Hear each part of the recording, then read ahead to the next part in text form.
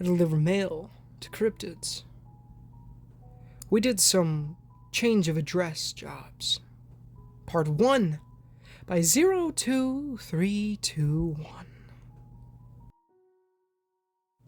I've started to become adjusted to my strange job. It's pretty simple when you get down to it. We pick up the mail and deliver it to creatures of the night.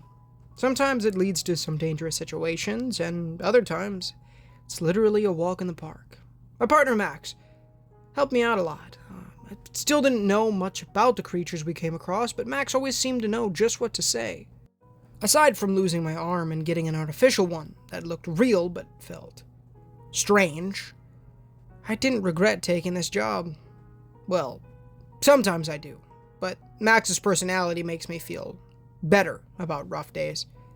How the system worked is we get the package or letter from the receptionist and locate the creature the mail is meant for. Because most creatures don't live in a building, we can't just drop off the package in the area. We must find them and have forms signed saying we deliver the item depending on what the mail is. On occasion, some nearly human creatures that do live in a house or apartment let us drop it in the mailbox. This is very rare, and normally we're chasing down things of nightmares in the night. I was meant to get a handbook when I first started, but never received one.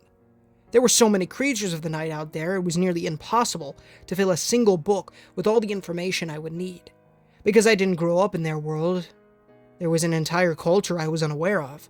A handbook for creatures that deliver mail would be much shorter than one for a human, because they knew more about their world than I did. If any questions came up, Max could answer them. A question where each creature liked to hang out. Max told me that the creature fills out a form with the help of the mailman, detailing where they preferred mail being dropped off. If the creature is seen out of its area for too long, the mailing company usually gets wind of it and sends a person to ask for a confirmation of address. And that was what our new job task was. For a few days, our job was tracking down monsters in new locations, asking them if the move was temporary and they would rather their mail be delivered there, or stick to the previous spot. It was a simple few jobs, but I wanted to write down 3 of them because we met humans on these jobs. Normally, creatures and humans do not interact beyond one hunting the other. I was the only human working as a mailman. So far, they didn't cause too many problems. All of my coworkers besides Max really didn't know how to deal with humans making things awkward sometimes. I never expected to see another human be friendly with a creature. These events all happened on different nights, but are very similar in nature. The first event happened at a park at night, and I nearly died, which isn't too surprising anymore. I was told to keep my eyes open for a man in a suit. Max had to correct himself on the shade. It was a dark red suit, and he was slightly colorblind. I wasn't warned about the man being dangerous, so I started to walk over to him when I saw a man in this suit under a park light. His back was facing me, and he looked normal, aside from wearing an ugly shade of maroon, that is. "Mr. Trace, may we speak with you?" Max called out in a kind tone. Because of Max's dog ears and wagging tail, he won over even the scariest of creatures. When the man in the suit turned to look at us, my body froze on the spot. I was staring into a void of a face. At first, it was just a black area where a face should be. Then, it started to shift into something else. His face was a void in the way space was a void. We think it's empty and cold, but in reality, it's filled with so many colors and things on such a grand scale, our brains can't even begin to comprehend. His face started to morph into everything, and he had nothing. I felt my body seize up from the sight. It was beyond fear and something more primal. I couldn't see anything but the shapes and unknown colors coming from that emptiness. I was faintly aware of Max calling my name and my nose starting to bleed. It felt like a lifetime. I stood expecting those shapes and colors coming towards me. If they ever reached me, I knew that would be it. A fate worse than death. I don't know who saved me, but someone did by hitting me upside the head hard enough to knock me out. I woke up, head spinning and feeling sick. I was on the grass, and Max placed his jacket under my head for a pillow. Someone I didn't know sat beside me, looking frantic. I attempted to sit up and did not get very far before collapsing back to the ground. I'm sorry, I should have warned you about his face, but I didn't think any humans worked with the mailman, the man said, looking worried over my condition. He kept pushing his glasses up on his face as a nervous habit. He looked human, and that confused me. Then again, Vicky looked human, but she very much wasn't. I couldn't imagine the creature that nearly scrambled my brain was friends with a human. What's that thing doing hanging out with a college student? I asked, still feeling sick. You can tell? He sounded shocked until he looked at his attire and shoulder bag. Oh, well, it's a long story. I'm not getting up anytime soon. What are they doing? Max and that guy. Mr. Trace, was it? I didn't dare sit up just yet to look for them. They're filling out a form, I think. Or just talking. I haven't yet decided to ask if Trace wants to change his address or not. I looked over at him, causing my head to pound again. But I could have sworn his face was slightly red. And he couldn't make eye contact with me. I didn't want to believe what I was seeing. There was no way I can understand someone. Maybe seeing a creature like Max in a positive light, but was this guy really crushing on a monster with a void for a face? Are you dating? I asked. He shook his head, face flushed, but slowly he started to shake his head, yes, as his hands kept folding over each other in his lap, not giving me a clear answer. Well, sort of. I think, no, maybe not. We hang out at the park, but I've invited him to my place when it's raining. We haven't, well, nothing. Just hang out. I could finally sit up. I looked between him and the man in the suit, still under the park light, a few feet away. Just looking at him made me dizzy, again, even if I was just looking at the back of his head. I just didn't understand how another human could look at his face and come out unharmed. Does his face not do anything to you? My questions made his face turn even redder. He nearly had to hide it in his hands, and at first, I didn't understand why he was so flustered. Then it finally clicked. Oh, that creature's face did in fact do something for him. But instead of fear, it went the other way. I assumed he liked Mr. Trace, but thought it was because the void didn't affect him. But he liked that man because of his face. Oh, okay, got you. You don't need to say it if it's embarrassing. He appeared thankful for me willing to drop the whole thing. But at the same time, he had some nagging question I doubted he could ask anyone else. Do you think it's wrong that I care about him? He's a monster, and I know he's killed people in the past, but my best friend wasn't human, so I couldn't judge him. I cared about monsters that killed and eaten humans before. I still saw them as people. I didn't have any plans on dating one after I found out Vicky wasn't human, though. Being friends was easy enough, but seeing them as romantic partners was impossible for me. Caring about a man with a void for a face must be hard on him. No, I don't really think it's wrong. He's not hurting you, right? Or forcing you in anything? He shook his head so hard his glasses started to fall off. I started to think this might be a one-sided crush, but based on how much he seemed to care about the monster, I hoped that would change. I still didn't have an answer for myself on if it was alright for humans and creatures to be together, or if I was turning my back on my species because I was friendly with creatures that hunted us down. How do you deal with the idea of someone being a ruthless man-eating monster, and yet kind at the same time? Do both facts cancel each other out, or are they both true at the same time? I could understand this guy's struggle, having feelings he could not control. Besides the whole faceless void thing that melts people's brain, Trace is a really nice guy. He even let me name him. Supernatural creatures normally didn't have names humans could pronounce. They would either pick one based on how it sounded or whatever random name given to them.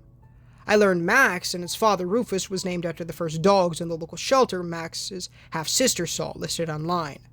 I couldn't figure out why this man settled on the name Trace, though. Well, he started, embarrassed again. His face is black, like Nor. And wasn't there a detective named Dick Tracy? I don't know if that was a film noir thing or not. I couldn't use the first name, and Tracy felt too cute. So, Trace. It was a bit of a long way to go, but was fine as long as they both liked it. Max noticed I was awake and waved at me. I gave him a little wave back, showing I was feeling better. Mr. Trace was careful not to turn around, so I wouldn't relapse. I think if you love him, it's fine, I said, finally feeling my face flush a little as well. It might not be fine if you really thought about it. He was supporting something that might be harming others. It was on the same level as dating a serial killer, even after finding the bodies buried in the backyard. I was so torn, wondering if I could apply human standards to these creatures. They lived in a different world than humans. We were food, and yet could be co-workers. In this case, I knew I wouldn't reach a right answer for all these questions. So, I stuck with what I said. If these two were happy, then who cares? I think I want to ask him to move in with me, he said, sounding more sure of himself than before. I felt oddly proud of them. I needed to stay behind because I was unable to really look in Mr. Trace's direction without feeling sick again. Max helped them fill out a change of address form and finished up the reason why we even showed up to start with. Judging from the reactions, Mr. Trace said yes. We made sure they got out of the park safe, even though I doubted much would be able to harm them. I think Max just wanted to take a walk in the park. He often put off going back to the company to declare the job finished for a few minutes. We watched the pair leave while nervously holding hands. I realized then I'd forgotten to ask for the college student's name, but I felt that was all right. If we kept delivering mail, we would run into them again. What were you two talking about? Max asked as he started to draw a door with chalk on the sidewalk. He could create doorways back to the mailing company when we finished our job. Because I was human and had no magic powers, I was unable to help with it. I thought about asking Max his opinion on humans dating creatures, and if he saw it happening. But in the end, I wanted to dwell on my own thoughts before adding more to the ideas swimming in my brain. Nothing much. What did you and Mr. Trace talk about? He told me about a lot of funny cat videos he saw. His human would show him some on his phone, and now I have a lot to look up. But I keep going over my phone limit, and the company is getting angry at me for watching so many videos. When we first met, Max didn't know what a phone was. Now he got one because I was his partner. If I got lost in a job, I could text Max for help. The cell phone they gave me was magic, so it wouldn't get lost or run out of battery, which was very useful. It was nice to know I didn't also have unlimited data. Does the mailing company have Wi-Fi? Or where you live maybe has it? I asked, and realized I had no idea where Max's home was. What's Wi-Fi? He paused in making his doorway, looking confused. The rest of the night I explained to him what Wi-Fi was and how it worked. We got back to the main building of the mailing company. I'd only seen the rooms where we received the mail to deliver and the sorting rooms. Max ran off to get a form for us to fill out, requesting the company to get Wi-Fi. There was a good chance of getting it approved. We just needed a few signatures. Since Max had an unknown number of half-sisters who all wanted to be able to use their phones at work, we filled out the signature area very quickly. I felt pretty accomplished that night. The second time I ran into a human interacting with some creatures of the night was a few days after the first. We still were collecting change of addresses from creatures. The past few days had been rough. Creatures tended to be in strange places. I found myself going from deep forests to underneath bridges to snowy mountains. Dropping by a normal apartment felt like a much-needed normal sight. It was late at night when we climbed the stairs to the apartment. It was on the end, and the building was set up so the door was open to an open-air stone balcony. The door we stopped in front of was the very last on the row. Max knocked softly, knowing humans slept at night and didn't want to wake anyone. I yawned, feeling the past few days catching up to me. The door opened, and for some odd reason, I was expecting a human, and well, not a bee. He was tall and needed to bend under the door for him to greet us. His face was pretty much the same as a bumblebee's. His body was human-shaped, though. He was professionally dressed, wearing a vest and dress pants that cost more than my monthly rent. His hands were covered in white gloves, but a set of small arms coming from his back did not have gloves on. Without the gloves, I could see his shiny black hands that looked like it has joints similar to a ball-jointed doll. If he could wear a tie, he would. Instead, Around his neck was a ring of fluffy fur that appeared to be like black clouds. I desperately wanted to touch it, but it remained professional. "Sorry for coming so late. I know your human friend may not enjoy being woken up," Max said after accepting a handshake. "No, it's fine. We know how the company works. Come inside, please." Now, I did expect the creature's voice to have some quirk to it, like added extra sounds or pronounces S's strangely, but he just sounded British. We followed behind into a narrow hallway. A TV was on inside. I looked around, feeling the warm apartment air on my cold face. It was a bit of an odd feeling, being in a stranger's apartment in the middle of the night. As we walked further inside, the hallway opened up to a kitchen area on one side and a living room on the other. On the couch was a person sharing a blanket with another bee creature sleeping on the floor. I looked away from them, feeling guilty for staring at someone who was sleeping in their own place, like I was invading their privacy. We sat down at the kitchen table and Max brought out the forms. From the living room, the other creature stood and joined us in the kitchen. He was dressed in an oversized shirt and sweatpants. He scratched his stomach under his shirt and walked by the table to start making coffee. "It's nice to meet you, Mr. Bumbleburns. Your hives, honey, has always been my favorite, but it sells out so fast I haven't had it in years." Max was keeping his voice down, aware of the other person sleeping. He was wagging his tail, showing how happy he was to meet these two bee creatures. The second one making coffee was similar, and had a darker orange coloring instead of the pale yellow Bumbleburns did. I wondered if they were related. They were the same species, but didn't look too much alike. "I wouldn't mind trying some honey your kind makes," I commented, and Max stopped wagging his tail. I thought I stepped on a landmine from all their reactions. Even the other bees stopped making coffee to look at me. It was as if everyone was waiting on the other to tell me terrible news. "That is very nice of you to say. However, honey isn't suited for humans. It would practically be cannibalism for a human to eat it," Bumble explained. We dropped the topic like a lead weight. I did not want to ask how they added a human element to honey, and none of them wanted to explain it. Max looked over, grasping at a way to change the topic. "Oh, I haven't seen that coloring before. Which hive is your friend a part of?" He asked, which Bumble was glad to answer. "This is Throckmorton. He doesn't speak much. His hive collapsed, so we took in as many as we could. Normally, our kind lets hives die off, but our queen is kind. She hated to see different honey flavors and harvesting methods die off, so we adopted him as a cousin." While Bumble spoke, Throckmorton placed a cup of coffee in front of us. I thanked him, a little surprised he made enough for everyone.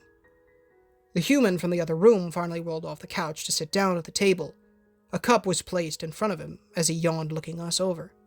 "This is Christian." Bumble introduced us, and the man just nodded. I took a sip of the coffee, finding it somewhat sweet. A flash of panic came over me until I noticed the normal brand of honey on the counter, neat to the coffee maker.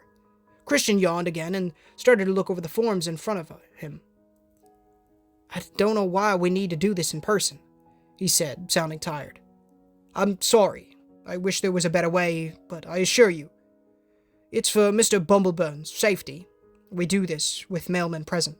Hunters could force him to fill out a change of address form in distress and cause mailmen to go into a trap.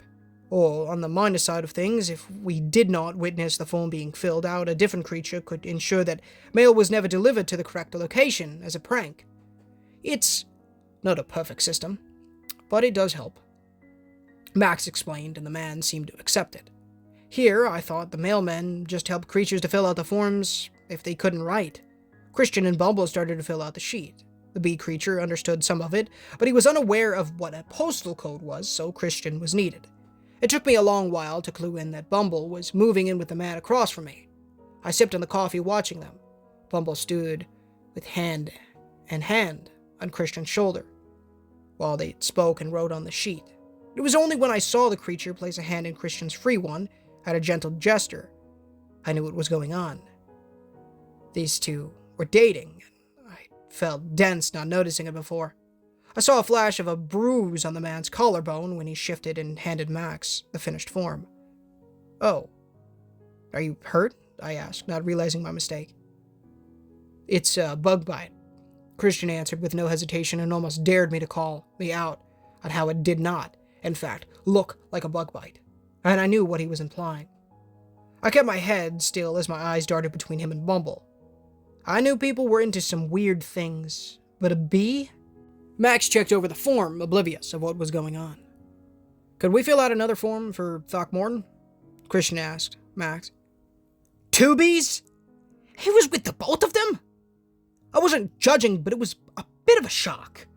I sipped louder on my coffee than intended, and Christian couldn't hide a smile at my discomfort. He delivers honey for the hive. We found he gets back faster if he rests here for a few hours before heading back home. If he kept going, he would be so worn out by the end of the trip he would need a day to recover, Bumble explained as Max nodded.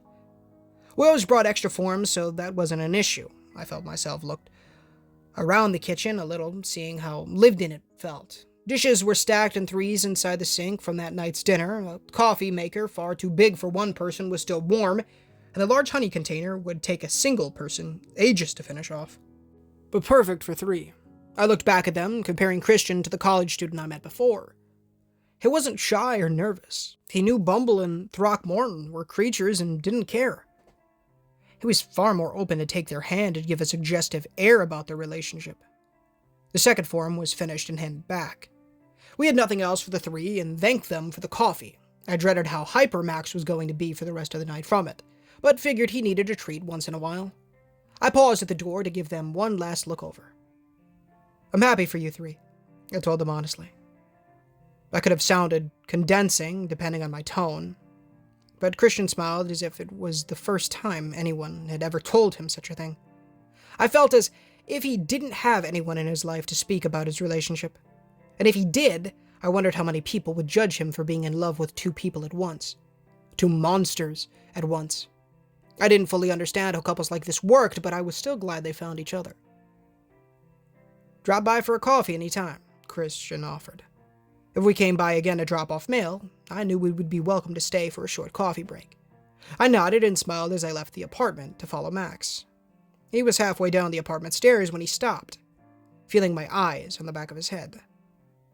I was wondering if Max would end up with a human. He wouldn't be against it. He interacted with them very well, but aside from myself, he didn't know any. Without any doubt, someone could easily fall in love with him. He looked up at me with a smile on his face, but confused on why we stopped on the stairs. I was standing higher up, so I reached down to pet his head between his large dog ears. I didn't do it often, but because I felt like it demeaned him a little. But he very much enjoyed it. I was glad those 2 creatures found a person they cared about, and I was glad I became friends with Max. I could put aside the knowledge of how they harmed humans for a little while. When we came across another human and monster combo, it was in our final few trips of the change of address forms, and it was the most exhausting meeting. Hey guys, Ninja Gamer here, and thank you so much for listening to today's story. If you did enjoy, please feel free to leave a like, as it does help the channel numerally and does get the gospel into people's feeds, as well as please consider subscribing, as we are trying to hit 10,000 subs by the end of the year, and it would be a massive blessing from the Lord if you guys did so. Of course, if you haven't done so already, $1 million question, description, pinned comment on screen right now. Please read it, as it will help you, or tell you how to go to heaven. Of course, it'll teach you about repenting of your sins and trusting in the good Lord Jesus Christ with our mental and strength, as well as building that relationship with the Lord by reading the Holy Bible daily, praying daily, and evangelizing to people. It's great stuff. As always, this message, the $1 million question, is not associated with the author or the story. It is for you, the viewer, to read. So please do so. Of course, there were some relationships in these kind of things, the monster-human kind of thing. Obviously, if they're part of like the LGBT kind of thing. Obviously, just want to say, personally, I'm Christian. I don't support that, but, I want to do this series. I don't know if it's, I don't know. Just feel like putting it out there, but, yeah.